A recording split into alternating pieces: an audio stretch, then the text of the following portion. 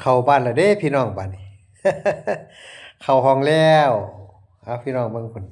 เข้าห้องแล้วเข้าห้องแล้วหอมหนาวมากะประหยัดรายจ่ายดีเด้พี่น้องเนาะครับบ่ค่อยได้เปิดพัดลมแอร์ก็บ่ได้เปิดครับแอร์ก็บ่ได้ห้องแอร์ก็บ่ได้เปิดพัดลมก็บ่ได้เปิดโอ้ยดีประหยัดรายจ่ายพี่น้องเอ้ยครับ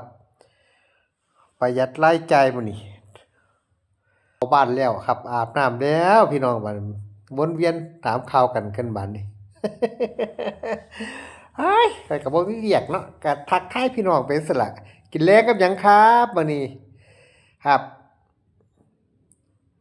เย็นวันจันทร์พี่น้องก็เย็นอีหลีล่ะครับครับเย็นอีหลีแวะเยี่ยมบ้านพี่น้องจักหลังกันมันหนาวเยี่ยมหลายบ่ได้พี่น้องดึกมาก็นอนเท่านั้นล่ะพี่น้องเอ้ยเอ้า แวะทักทายคลายเครียดน้ำกันครับประหยัดรายจ่ายพี่น้องฤดูหนาวค่าไฟก็บ่แพงครับเพราะว่ามันอากาศเย็นพัดลมก็บ่ได้เปิดแอร์ก็บ่ได้เปิดครับเอาซ้ำนี่ล่ะพี่น้องทักทายกันซ้ำนี่ล่ะมื้อนี้